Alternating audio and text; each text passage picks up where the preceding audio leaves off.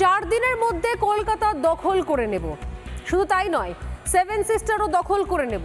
শুধু তাই নয়, আসাম ত্রিপুরাও দখল করে নেব। শুধু তাই নয়, বিহার উড়িষ্যাও দখল করে নেব। আমি ভাবছি যে আর কত কিছু দখল করবে। গোটা ভারত দখল করার স্বপ্ন দেখছে বাংলাদেশ, যাদের কাছে কিছুই নেই। কিভাবে বাংলাদেশ দখল করবে গোটা ভারতবর্ষ? রাজ্যের বিরোধী দলনেতা মজা করে বলছেন যে প্রায় 3 লাখ রিক্সা বাহিনী করে নাকি আসছে বাংলাদেশের সৈন্যরা। বিএনপি নেতারা বলেছেন হাতে মাত্র 4 দিন সময়, 4 দিনের মধ্যে 2 দিন চলে গেছে। এই নিয়ে হাসি মজা করতে করতে, ঠাট্টা তামাশা করতে করতে কলকাতার লোকজন শুনে খুশিতে লুটোপাটি খাচ্ছে এবং তাদেরও প্রশ্ন একটাই যে এটা কি আদৌ সম্ভব? কোন জায়গায় রয়েছে, কোন জায়গা থেকে ধরনের দিবাস্বপ্ন কেউ দেখে? কবে আসবে বাংলাদেশের সৈন্যরা? অপেক্ষায় রয়েছে সীমান্তের বহু মানুষ, গ্রামের লোকজন। শুভেন্দু অধিকারী বলছেন যে 3 লাখ রিক্সা বাহিনী নাকি রওনা দিয়েছে বাংলাদেশ থেকে, ঢাকা থেকে। রিক্সায় করে তারা নাকি আসছে ভারত দখল করতে, পশ্চিমবঙ্গ দখল করতে, কলকাতা দখল করতে। এবার এই দখল করাকরির মধ্যে আজকে মোক্ষম বার্তা দিলেন মমতা বন্দ্যোপাধ্যায়ও বাংলাদেশকে। কারণ বিষয় যখন বাইরের দেশ থেকে আসে তখন সত্যি সত্যি বোধহয় নানা ধরনের জবাব চলেই আসে। তার আগে দেখাই যে বক্তব্য নিয়ে এই মুহূর্তে সরগরম বাংলাদেশ এবং জানিয়ে তুলকালাম চলছে, আমাদের তরফ থেকেও পশ্চিমবঙ্গ, কলকাতার মানুষজন জানিয়ে প্রতিদিন বলছেন যে আসলে এদের মাথা খারাপ হয়ে গেছে। যে দেশে খাবার নেই, জল নেই, বিদ্যুৎ নেই, কলকারখানা বন্ধ হয়ে যাচ্ছে, বড় বড় 4-5খানা কলকারখানা বন্ধ হয়ে যাচ্ছে, সেই দেশে আজ গিয়ে পৌঁছন ভারতের বিদেশ মন্ত্রকের তরফ থেকে বিক্রম মিস্ত্রি। এবং এই জায়গা থেকে বক্তব্য যে এত কিছুর পরও সত্যি সত্যি কি মোহাম্মদ ইউনুসরা বা ইউনুসপন্থীরা বাংলাদেশে যারা এই ধরনের বিদ্বেষ ছড়াচ্ছেন তারা কি ভারতের থেকে দেখে শিখবেন, নাকি এখনো পর্যন্ত সেই একই কাজ করে যাবেন? আমি দেখাবো মাত্র 2 দিন আগে কিভাবে কলকাতা দখলের ডাক দিয়েছিলেন কিছু বিএনপির বর্ষিয়ান নেতা এবং তার সঙ্গে নাকি কিছু প্রাক্তন বাংলাদেশের সেনাকর্তা। যদিও সেনাকর্তা হলে তারা হয়তো জানতেন যে ভারত সামরিক শক্তিতে এই মুহূর্তে কোন জায়গায় রয়েছে। তারপরে হাস্যকর দাবি করেছেন তারা, হাস্যকর বক্তব্য তুলে ধরেছেন জনসমক্ষে, যা সোশ্যাল মিডিয়ায় ভাইরাল। আরও একবার শোনাবো।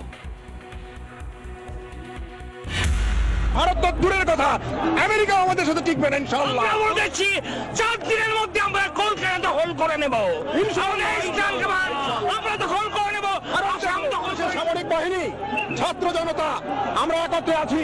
আমরা আমার 5000 সদস্য, এই 5000 সদস্যের মধ্যে অর্ধেকই নবীন, 2500 আমরা যুদ্ধের মাঠে যেতে পারি। আর এর সাথে যদি 30 লাখ ছাত্র জনতা যোগ হয় তাহলে ভারত তো দূরের কথা, আমেরিকা আমাদের সাথে টিকবে না ইনশাআল্লাহ।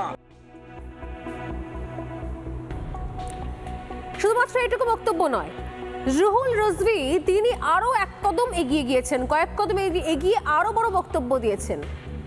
দিবা স্বপ্ন নাকি ইচ্ছাকৃতভাবে বলা, আসলে বাংলাদেশে প্রত্যেক মুহূর্তে হিন্দুদের উপর নির্যাতন চলছে। এখনো পর্যন্ত আজকেও একাধিক জায়গা থেকে খবর এসছে, যে ছবি আমরা দেখলাম কয়েকদিন আগে সুনামগঞ্জে, কিভাবে মিথ্যে অপবাদ দিয়ে বাড়ি ঘর মন্দির ভাঙচুর করে শেষ করে দেওয়া হয়, তছনছ করে দেওয়া হয়।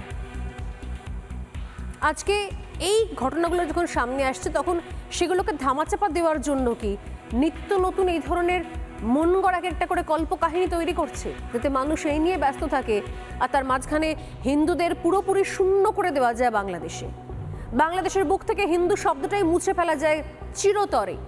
এই গভীর চক্রান্ত চলছে কি, শুনুন বিএনপি নেতা রুহুল রিজভী কি বলছেন। রিপাবলিক বাংলা বলেছে যে চট্টগ্রাম ভারতের অংশ হিসাবে দাবি করা, আরো কত মিথ্যা অপপ্রচার দিয়েছে। আমরা বলেছি একটি স্বাধীন সার্বভৌম দেশে আপনারা দাবি করলে, আমিও এর আগে বলেছি, আমরাও আমাদের নবাবের এলাকা ওই বাংলা, উড়িষ্যা এবং বিহার আমরা দাবি করব। এটা তো আমাদের ন্যায্য পাওনা।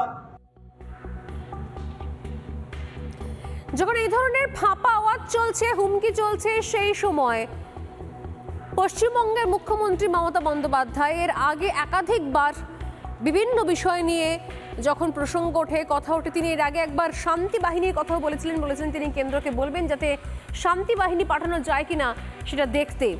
কিন্তু আজকে যখন বিষয় চলে এসছে কলকাতার, এবং শুধু কলকাতা নয়, বাংলা, বিহার, ওড়িশাও নাকি দখল করে নেবে বাংলাদেশ, এই ধরনের হাস্য কৌতুক চলছে, তার মধ্যেই কি বার্তা দিলেন মমতা বন্দ্যোপাধ্যায়, চলুন শোনা যাক।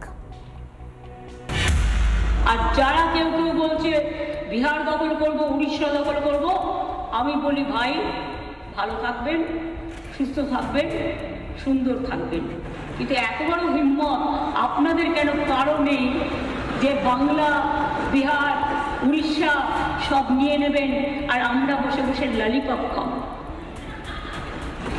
এটা ভাববার কোনো কারণ নেই। মমতা বন্দ্যোপাধ্যায় বলছেন যেটা ভাবার কোনো কারণ নেই যে আপনারা এসে বাংলা, বিহার, উড়িষ্যা সব দখল করে নেবেন আর আমরা বসে বসে লালিপপ খাবো। লালিপপ জবাব আজ বাংলাদেশকে মমতা বন্দ্যোপাধ্যায়ের। এখানেই শেষ নয়, এরপর আসি এই রাজ্যের বিরোধী দলনেতা শুভেন্দু অধিকারীর কথায়। বিগত সময়ে শুভেন্দু অধিকারী হিন্দু নিধন নিয়ে, হিন্দুদের উপর অত্যাচার নিয়ে প্রত্যক্ষে পরোক্ষে অনেকবার কড়া জবাব দিয়েছেন। এমনকি তিনি শাসক দলে, কেন্দ্রের শাসক দলের শরিক হয়েও, কেন্দ্রের শাসক দলের পশ্চিমবঙ্গের একটা পার্ট হয়েও তিনি সেখান থেকেও বলেছেন যে কোনো রকমের পণ্য যাতে না যায় তার বন্দোবস্তও তিনি করবেন। সে ধরনের আমরা দেখেছি যে সীমান্তেও তিনি বিক্ষোভ জানিয়েছেন। কিন্তু এবার এই যে হাস্যকর একটা তথ্য, এই যে পাগলের প্রলাপ, এই যে আকাশ কুসুম কল্পনা, এই যে দিবা স্বপ্ন যে 4 দিনের মধ্যে কলকাতা দখল করে নেবো, এখনো পর্যন্ত 2 দিন অতিক্রান্ত হয়ে গেছে, হাতে 2 দিন রয়েছে। আমরা কলকাতার লোকজন, পশ্চিমবঙ্গের লোকজন অপেক্ষা করে বসে আছি যে কোথায়, কবে, কখন আসছে বাংলাদেশের লোকজন। তারা নাকি বললেন যে 4 দিন কাউন্টডাউন শুরু হয়ে গেছে, রাস্তা নেমে পড়েছেন, হাতে রয়েছে কয়েক হাজার কচি নেতা, কয়েক হাজার যুব নেতা, কয়েক হাজার ছানা নেতা। তারা সমস্ত কোথায়? এই যে 70 বয়স্ক প্রবীণ থুরথুরে বয়স্ক লোকজনেরা হাঁটতে হাঁটতে, চড়তে চড়তে, নড়তে নড়তে তো ফোকলা দাঁতে বললেন যে আমরা দখল করে নেব ভারত, আমরা দখল করে নেব কলকাতা, তারপরে বিহার, তারপরে উড়িষ্যা, তারপরে আসাম, তারপর ত্রিপুরা। তারা কোথায় গেলেন? আমরা তো বসে আছি দূরবীন নিয়ে, দেখতে পাচ্ছি না দূর দূর পর্যন্ত, কোথায় তারা? কিন্তু দেখতে পেলেন তাদেরকে বিরোধী দলনেতা শুভেন্দু অধিকারী। তিনি দেখতেও পেয়েছেন, তার দূরবীনে বাংলাদেশ থেকে আসা সৈন্যরা ধরাও পড়েছেন এবং তাদের সম্পর্কে ডিটেইল তথ্য পাওয়া গেছে। কি বলছেন শুভেন্দু অধিকারী? 4 দিনের মধ্যে 2 দিন চলে গেছে, হাতে রয়েছে 2 দিন। কবে দখল করবে কলকাতা বাংলাদেশ এসে? দেখুন কি বলছেন শুভেন্দু অধিকারী।